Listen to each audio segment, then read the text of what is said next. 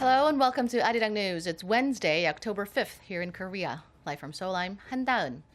After causing some major damage along Korea's southern coast, Typhoon Chaba is now heading northeast toward Korea's Dokdo Islets. Chaba is the strongest storm Korea has seen since Typhoon Memi in 2003. Here's what we know so far. It has claimed 4 lives, including that of an elderly woman who fell from the roof of her house, and a number of accidents, including a crane at a construction site in Busan that collapsed in the wind.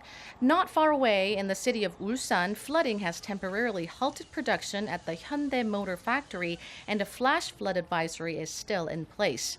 People living downstream of the Taehwagang River were focused to evacuate ahead of a dam release to prevent further flooding. The storm also disrupted transportation for a time. KTX express trains on the Gyeongbu line are running again after a power outage stalled operations. 110 flights were canceled nationwide, with 47 of the cancellations at Kimhae Airport near Busan. Fortunately, flights into and out of Jeju International Airport are now back on schedule. The typhoon is weakening in strength but traveling at a faster pace.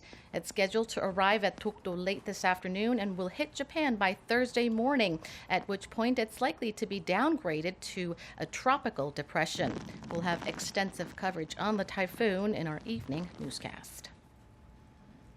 Another possible high-profile defection from North Korea. An official who played a key role in looking after North Korean leader Kim Jong-un's health reportedly defected last month.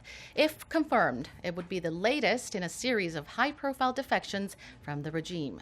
Connie Kim reports from the Unification Ministry. A senior North Korean official stationed in Beijing has reportedly defected with his family. If confirmed, it would potentially provide further evidence of the growing instability within the regime. A source familiar with North Korea said the official used to work at the Public Health Ministry in the north and has worked at the North's representative office in Beijing, where he was responsible for purchasing medicine and medical equipment used in the care of Kim Jong-un, his family, and senior officials. The official reportedly fled with his wife and daughter late last month. Reports from earlier in the day on Wednesday seem to suggest that the official asked to defect to Japan, but Japan's foreign ministry has denied the news, saying it does not know of a North Korean hoping to seek asylum in the country. The source also said there is a need for further investigation into reports of the defection of another official from the same Beijing office.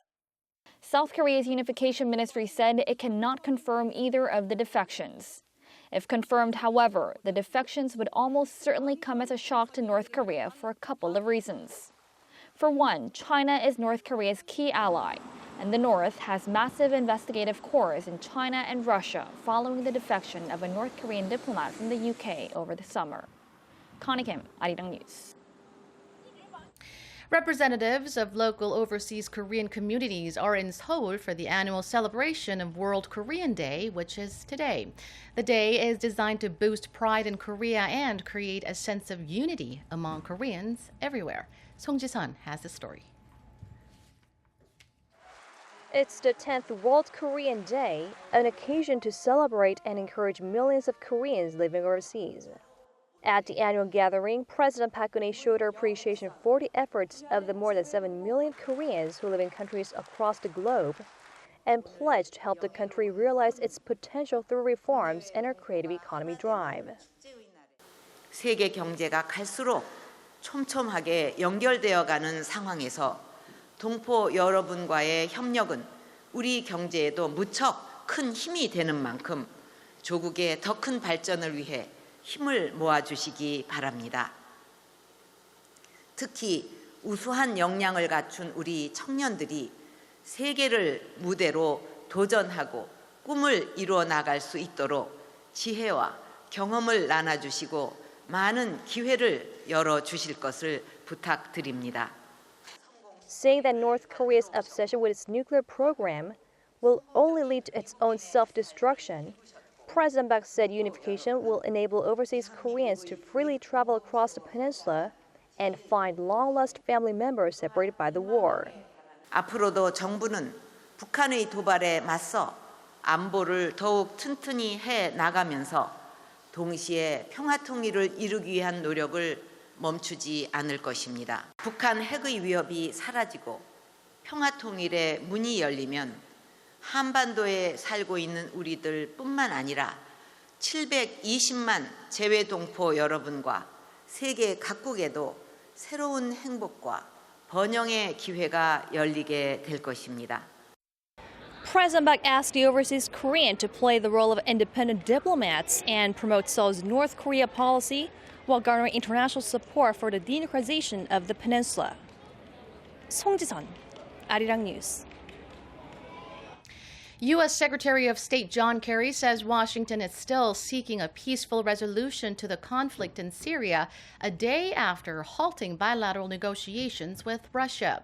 Speaking in Brussels Tuesday, Kerry made it clear that the U.S. is not giving up on the Syrian people.